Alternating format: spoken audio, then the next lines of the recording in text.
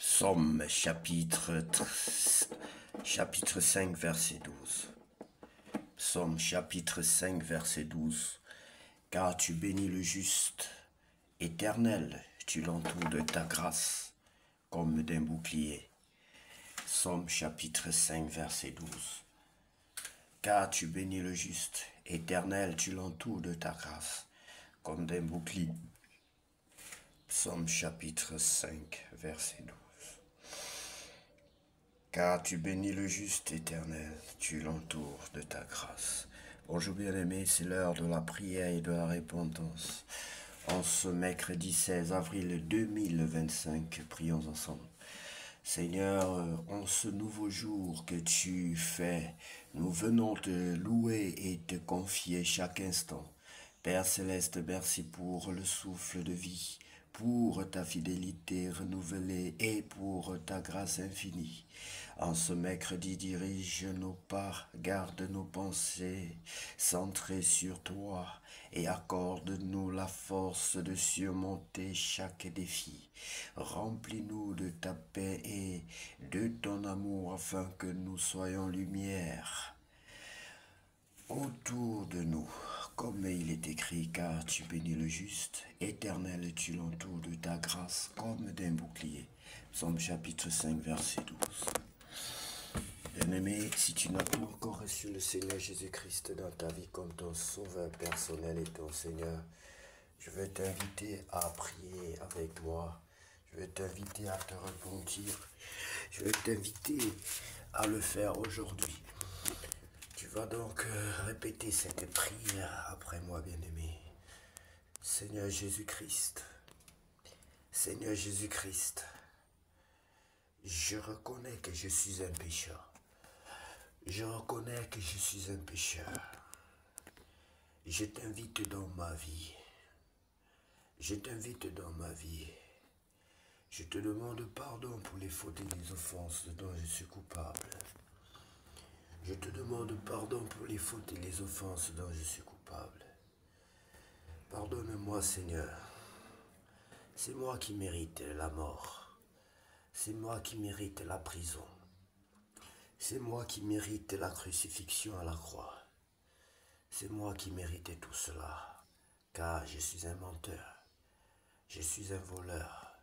Je suis un impudique. Je suis digne d'être crucifié. Mais tu te donnes à ma place. Tu viens me défendre. Tu viens me protéger. Je t'accepte dans ma vie comme mon Dieu, Seigneur, car tu le mérites. Je t'accepte dans ma vie comme mon Seigneur et mon Sauveur personnel, au nom puissant de Jésus-Christ. Seigneur, baptise-moi par ton Esprit Saint et remplis-moi de ton Esprit Saint. Seigneur, baptise-moi par ton Esprit Saint et remplis-moi de ton Esprit Saint. C'est au nom de Jésus-Christ que j'ai ainsi prié. C'est au nom de Jésus-Christ que j'ai ainsi prié. Amen. Bien-aimé, si tu as fait cette prière de tout ton cœur, tu es désormais appelé enfant de Dieu et non pas seulement créature de Dieu. Et sache que tu as mis la joie dans le cœur des milliers d'anges aujourd'hui. Sache que le ciel est en joie à cause de ta repentance, parce que tu t'es repenti. Soyez bénis, bien-aimés. Demeure dans la parole de Dieu. Lis-la jour et nuit, afin que tu réussisses dans tout ce que tu entreprendras. Nous allons donc lire la parole de Dieu, bien-aimé, dans le livre de Genèse, chapitre 38.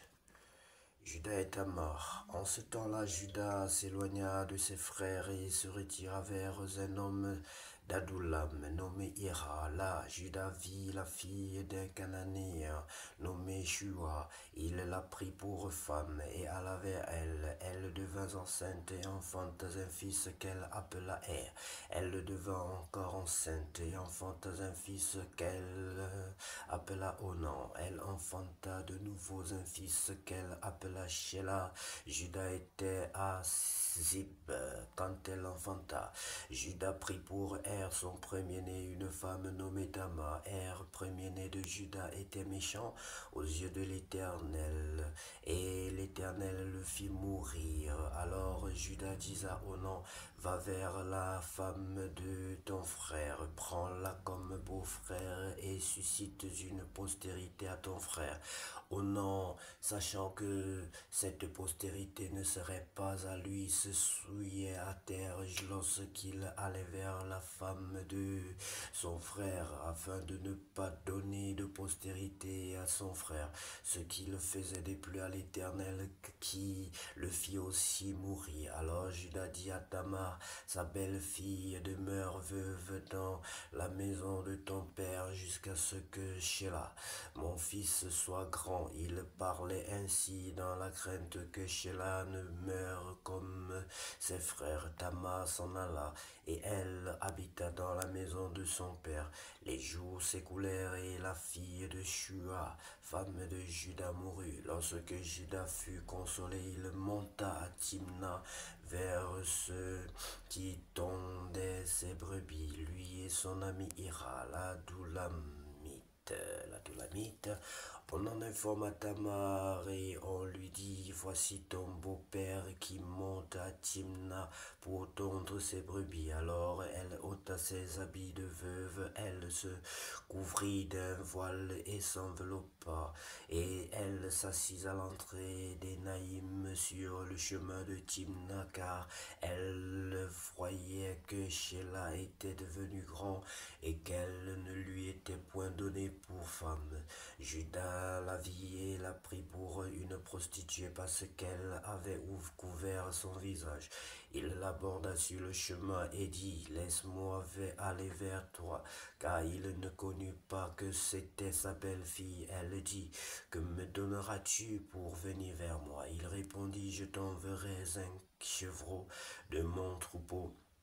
Elle dit, me donneras-tu un gage jusqu'à ce que tu l'envoies? Il répondit, quel gage te donnerai-je? Elle dit, ton cachet, ton cordon et le bâton que tu as à la main. Il les lui donna, puis il alla vers elle, et elle devint enceinte de lui. Elle se leva et s'en alla. Elle ôta son voile et remit ses habits de veuve. Juda envoya le chevreau par son ami la Doulamite pour retirer le gage des mains de la femme, mais il ne la trouva point.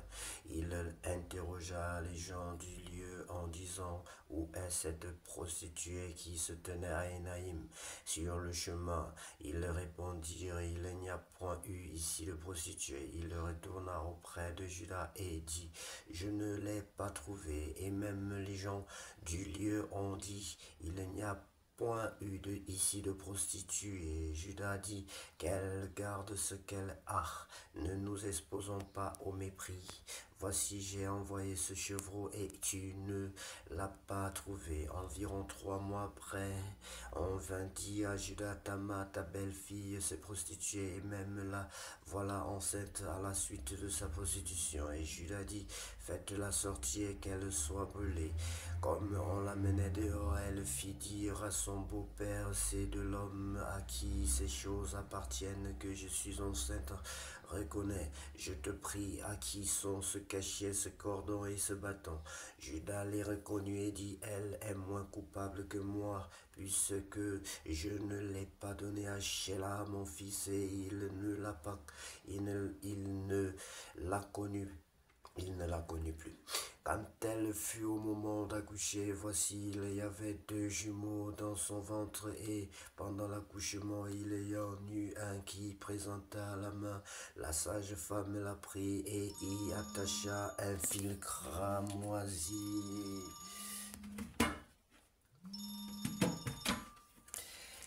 Il attacha un fil cramoisi en disant, celui-ci sort le premier, mais il retira la main et son frère sortit. Alors la sage-femme dit, quelle brèche tu as faite? Et elle lui donna le nom de Péretz. Ensuite sortit de son frère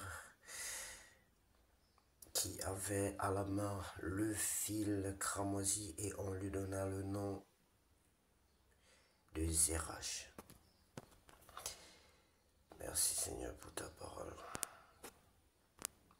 Bien-aimés, soyez bénis.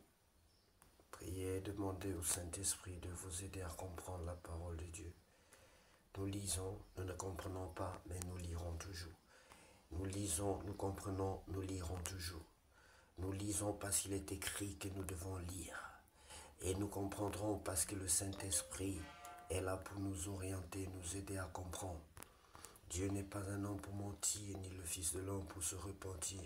Mais ce que sa main fait, sa bouche, ce que sa bouche dit, sa main l'accomplit. Bien-aimés, que Dieu vous bénisse abondamment et que cette journée soit la plus belle de toutes les journées, la plus glorieuse de toutes les journées déjà passées sur cette terre. Au nom de Jésus-Christ de Nazareth, j'ai ainsi prié. Amen.